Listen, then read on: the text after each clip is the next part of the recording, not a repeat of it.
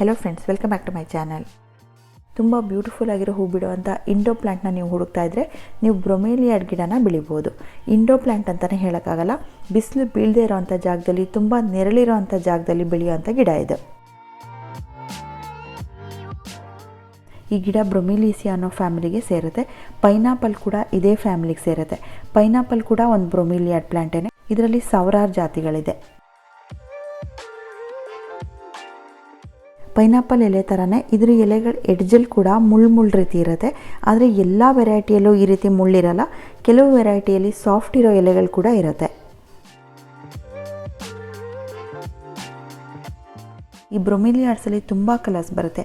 Yellow, red, pink, orange ಹೀಗೆ ತುಂಬ colours ಬರುತ್ತೆ. ಎಲೆಗಳ ಕಲರ್ಸ್ ಕೂಡ ಬೇರೆ ಬೇರೆ ರೀತಿ ಇರುತ್ತೆ. ವೇರಿಗೇಟೆಡ್ ಕಲರ್ಸ್ ಬರುತ್ತೆ, ಫುಲ್ ಗ್ರೀನ್ ಇರೋ ಅಂಥದ್ದು ಬರುತ್ತೆ. ಹಾಗೆ ಎಲೆಗಳ ಮೇಲೆ ಸ್ಪ್ರೇ ಪೇಂಟ್ ಮಾಡಿದಾಗೆ ತುಂಬ ಚುಕ್ಕಿ ಇರೋವಂಥ ಎಲೆಗಳ ಡಿಸೈನ್ ಕೂಡ ಬರುತ್ತೆ. ಸುತ್ತ ಫುಲ್ ಗ್ರೀನ್ ಇರೋ ಎಲೆಗಳ ಮಧ್ಯದಿಂದ ಈ ರೀತಿ ಹೂ ನೋಡೋಕ್ಕೆ ತುಂಬ ಚೆನ್ನಾಗಿ ಕಾಣಿಸ್ತಾ ಇರುತ್ತೆ. ಹೂ ತುಂಬ ಎದ್ದು ಕಾಣಿಸ್ತಾ ಇರುತ್ತೆ. ಈ ಬ್ರೊಮಿಲಿಯಾಡ್ಸಲ್ಲಿ ಹೆಚ್ಚಿನ ವೆರೈಟಿಗಳು, ಅದರಲ್ಲೂ ಹೂ ಬಿಡುವಂಥ ವೆರೈಟಿಗಳು ತುಂಬ ನೆರಳಲ್ಲಿ ಬೆಳೆಯುವಂಥ ಗಿಡಗಳು.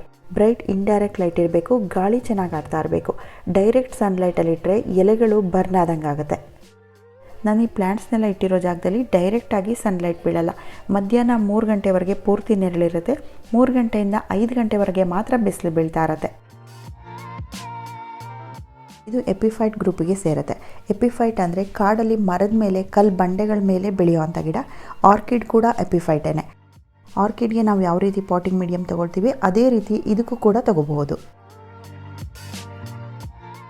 ಈ ಗಿಡನ ಆರ್ಕಿಡ್ ರೀತಿ ಮರಕ್ಕೆ ಕಟ್ಬಿಟ್ಟು ಕೂಡ ಬೆಳೆಸ್ಬೋದು, ಅಥವಾ ತೆಂಗಿನಕಾಯ್ದು ಮೊಟ್ಟೆಕಾಯಿ ಇರುತ್ತಲ್ಲ ಅದರೊಳಗೆ ಇಟ್ಬಿಟ್ಟು ಕೂಡ ಬೆಳೆಸ್ಬೋದು.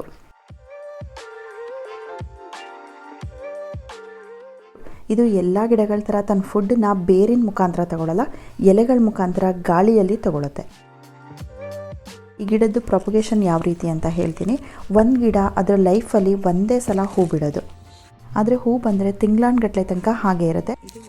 ಒಂದು ಹೂವು 4ರಿಂದ 5 ತಿಂಗಳಂತೂ ಇದ್ದೇ ಇರುತ್ತೆ. ಗಿಡದ ಮಧ್ಯದಿಂದ ಈ ರೀತಿ ಸ್ಟಾಕ್ ರೀತಿ ಉದ್ದವಾಗಿ ಬರುತ್ತೆ. ಈ ಹೂವನ್ನ ನೋಡಿದರೆ ಆರ್ಟಿಫಿಷಿಯಲ್ ಫ್ಲವರ್ ಏನೋ ಅನ್ನಿಸ್ಬೇಕು, ಆ ರೀತಿ ಇರುತ್ತೆ. ಹೂ ಅರಳಿದಾಗ ಈ ರೀತಿ ಇರುತ್ತೆ. ಇದೇ ರೀತಿ 4-5 ತಿಂಗಳ ತನಕ ಹೀಗೆ ಇರುತ್ತೆ. ಇದು ಹೂ ಒಣಗ್ತಾ ಬಂದಾಗ ಈ ರೀತಿ ಇರುತ್ತೆ. ಈ ಹೂ ಒಣಗಿದ್ರೆ ಈ ಗಿಡದ್ದು ಲೈಫ್ ಮುಗೀತು ಅಂತ ಅರ್ಥ. ಈ ಹೂ ಪೂರ್ತಿ ಒಣಗೋ ಅಷ್ಟರೊಳಗೆ ಇದ್ರ ಸುತ್ತ ಚಿಕ್ಕ ಚಿಕ್ಕ ಗಿಡಗಳು ಹುಟ್ಕೊಂಡಿರುತ್ತೆ. ಸ್ನೇಕ್ ಪ್ಲ್ಯಾಂಟ್ ನೋಡಿದಿರಲ್ವಾ, ಅದರಲ್ಲಿ ಹೇಗೆ ಮದರ್ ಪ್ಲ್ಯಾಂಟ್ ಸುತ್ತ ಚಿಕ್ಕ ಚಿಕ್ಕ ಗಿಡಗಳು ತುಂಬ ಹುಟ್ಕೊಂಡಿರುತ್ತೆ, ಅದೇ ರೀತಿ ಇದರಲ್ಲಿ ಕೂಡ ಹಾಗೆ ಹುಟ್ಕೊಳ್ಳುತ್ತೆ. ಅದರಲ್ಲಿ ಕೂಡ ಈ ಚಿಕ್ಕ ಗಿಡಗಳನ್ನ ಪಪ್ಸ್ ಅಂತ ಕರೀತಾರೆ. ಈ ಗಿಡಗಳೆಲ್ಲ ಇಷ್ಟು ದೊಡ್ಡದಾದ್ಮೇಲೆ ಇದನ್ನು ಸೆಪ್ರೇಟ್ ಮಾಡಬೇಕು. ಆದರೆ ಚಿಕ್ಕ ಗಿಡ ಬಂದ ತಕ್ಷಣ, ಎಲೆಗಳು ಬಂದ ತಕ್ಷಣ ಅದನ್ನು ಸೆಪ್ರೇಟ್ ಮಾಡಬಾರ್ದು. ಮದರ್ ಪ್ಲ್ಯಾಂಟಿಂದ ಈ ಪಪ್ಸ್ನೆಲ್ಲ ಯಾವಾಗ ಸೆಪ್ರೇಟ್ ಮಾಡಬೇಕು ಅಂತಂದರೆ, ಈ ಮದರ್ ಪ್ಲ್ಯಾಂಟ್ದು ಅರ್ಧದಷ್ಟಾದರೂ ಈ ಚಿಕ್ಕ ಗಿಡಗಳು ಬೆಳೆದಿರಬೇಕು. ಮದರ್ ಪ್ಲ್ಯಾಂಟ್ ಥರನೇ ಇದರ ಎಲೆಗಳು ಫುಲ್ ರೌಂಡಾಗಿ ಬೆಳೆದ ಮೇಲೆ ಸೆಪ್ರೇಟ್ ಮಾಡಬಹುದು. ಇವಾಗ ಈ ಗಿಡಕ್ಕೆ ಯಾವ ರೀತಿ ಪಾಟಿಂಗ್ ಮೀಡಿಯಮ್ ತಗೋಬೋದು ಅಂತ ಹೇಳ್ತೀನಿ. 2 ರೀತಿ ತಗೋಬೋದು. ಒಂದು, ನಾವು ಆರ್ಕಿಡಿಗೆ ಯಾವ ರೀತಿ ತಗೊಳ್ತೀವಿ ಅದೇ ರೀತಿ ಪಾಟಿಂಗ್ ಮೀಡಿಯಮ್ನ ಇದಕ್ಕೂ ತಗೋಬೋದು. ಇನ್ನೊಂದು, ನಾರ್ಮಲ್ ಪಾಟಿಂಗ್ ಮಿಕ್ಸಲ್ಲಿ ಕೂಡ ಇದು ಬೆಳೆಯುತ್ತೆ. ಇದು ಮತ್ತು ಈ ರೆಡ್ ಕಲರ್ ಹೂ ಇದೆಯಲ್ಲ, ಇದು 2 ಗಿಡನ ನಾನು ಈ ವರ್ಷ ನರ್ಸರಿಯಲ್ಲಿ ತೊಗೊಂಡಿರೋ ಅಂಥದ್ದು.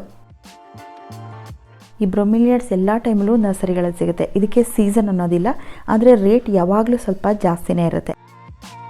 250ಇಂದ ಸ್ಟಾರ್ಟ್ ಆಗುತ್ತೆ, 300, 350 ಹೀಗೆ ಕೆಲವು ಏರಿಯಾಗಳಲ್ಲಿ ಇನ್ನೂ ಜಾಸ್ತಿ ಇರ್ಬೋದು. ನರ್ಸರಿಯಿಂದ ತಂದಿರೋ ಪಾಟಲ್ಲಿ ಯಾವ ರೀತಿ ಪಾಟಿಂಗ್ ಮೀಡಿಯಮ್ ಹಾಕಿದ್ದಾರೆ ಅಂತ ನೋಡೋಣ. ಇದರಲ್ಲಿ ಮಣ್ಣು ಕಡಿಮೆ ಇದೆ, ಕೋಕೋಪಿಟ್ ಜಾಸ್ತಿ ಇದೆ.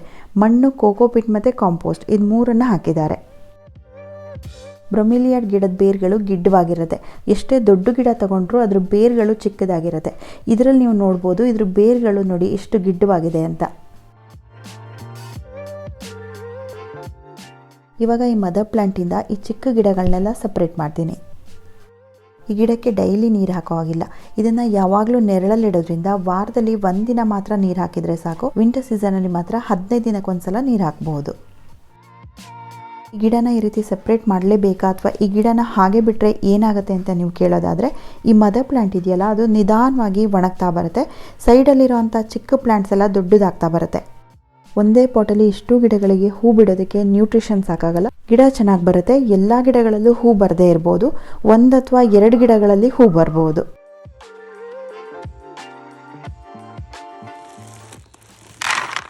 ಇವಾಗ ಇನ್ನೊಂದು ರೀತಿ ಪಾಟ್ ಮಿಕ್ಸ್ಚರ್ ತೋರಿಸ್ತೀನಿ.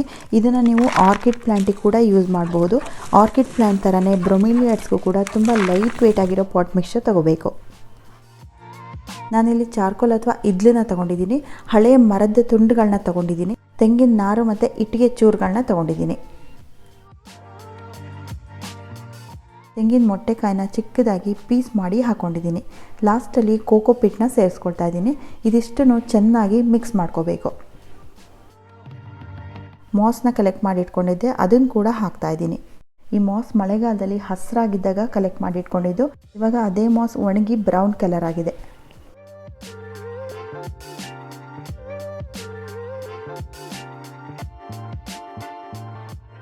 ಬ್ರೊಮಿಲಿಯಾಡ್ ಗಿಡಗಳನ್ನ ಯಾವಾಗಲೂ ಹ್ಯುಮಿಡಿಟಿ ಜಾಸ್ತಿ ಇರೋವಂಥ ಜಾಗದಲ್ಲೇ ಇಡಬೇಕು.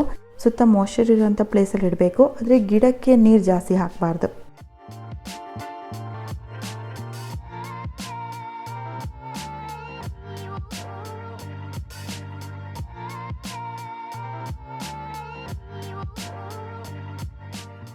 ಎರಡು ಪಾಟಲ್ಲಿ ಒಂದೊಂದೇ ಗಿಡ ಹಾಕಿದ್ದೀನಿ. ಇನ್ನೆರಡು ಪಾಟಲ್ಲಿ ಎರಡೆರಡು ಗಿಡನ ಒಟ್ಟಿಗೆ ಹಾಕಿದ್ದೀನಿ. ಗಿಡನ ಕೂಲಾಗಿಡೋದಕ್ಕೆ ಈ ತೆಂಗಿನ ನಾರನ್ನ ಈ ರೀತಿ ಸುತ್ತ ಹಾಕ್ಬೋದು. ನೀವು ದೊಡ್ಡ ಗಿಡಗಳಿಗೆ ಕೂಡ ಇದೇ ರೀತಿ ಹಾಕಬಹುದು. ಈ ಬ್ರೊಮಿಲಿಯಾಡ್ಸ್ಗೆ ಸುತ್ತಮುತ್ತ ಕೂಲಾಗಿರೋವಂಥ ವಾತಾವರಣ ಇರಬೇಕು. ಹಾಗಂತ ಕೂಲಾಗಿರಲಿ ಅಂತ ನೀರನ್ನು ಹಾಕಬಾರ್ದು. ಕಾಡಲ್ಲಿ ಹೇಗೆ ದೊಡ್ಡ ಮರದ ಕೆಳಗೆ ತಂಪಾದ ವಾತಾವರಣ ಇರುತ್ತೆ, ಅದೇ ವಾತಾವರಣನ ನಾವು ಕ್ರಿಯೇಟ್ ಮಾಡಿಕೊಡ್ಬೇಕು.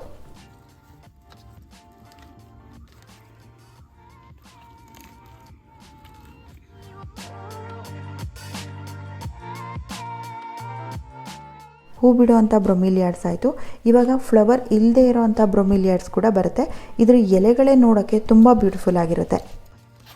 ಎಲೆಗಳ ಕಲರ್ ಮತ್ತು ಡಿಸೈನಲ್ಲಿ ತುಂಬ ವೆರೈಟೀಸ್ ಬರುತ್ತೆ. ವೇರಿಯೇಷನ್ ಇರುತ್ತೆ. ಮಧ್ಯದಲ್ಲಿ ಒಂದು ಕಲರ್ ಇರುತ್ತೆ, ಬಾರ್ಡ್ರ್ ಒಂದು ಕಲರ್ ಇರುತ್ತೆ, ಹೀಗೆ ಬೇರೆ ಬೇರೆ ಕಲರ್ಸ್ ಬರುತ್ತೆ.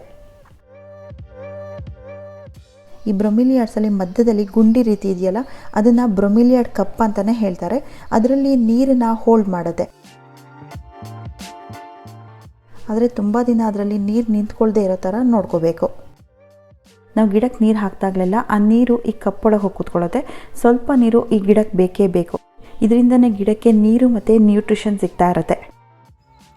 ಆದರೆ ಈ ಕಪ್ಪಲ್ಲಿ ಜಾಸ್ತಿ ದಿನ ನೀರನ್ನ ನಿಂತ್ಕೊಳ್ಳೋಕೆ ಬಿಡಬಾರ್ದು.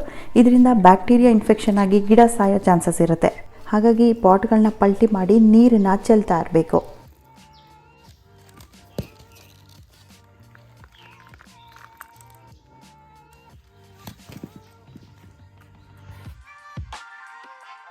ಹೂ ಬಿಡೋ ಬ್ರೊಮಿಲಿಯಾಡ್ಸ್ಗೆ ಯಾವಾಗಲೂ ನೆರಳಿರಬೇಕು. ಆದರೆ ಈ ವೆರೈಟಿ ಗಿಡಗಳಿಗೆ ಸ್ವಲ್ಪ ಹೊತ್ತು ಬಿಸಿಲು ಬಿದ್ದರೂ ನಡೆಯುತ್ತೆ, ಸೆಮಿ ಶೇಡಲ್ಲಿ ಇಟ್ಟರೂ ನಡೆಯುತ್ತೆ.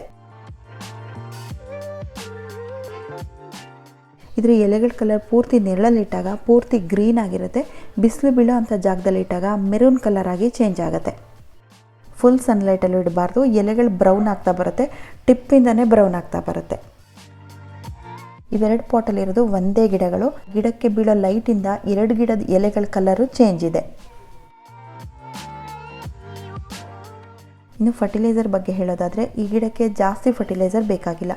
2 ತಿಂಗಳು ಅಥವಾ 3 ತಿಂಗಳಿಗೆ ಒಂದ್ಸಲ ಹಾಕಿದರೆ ಸಾಕು.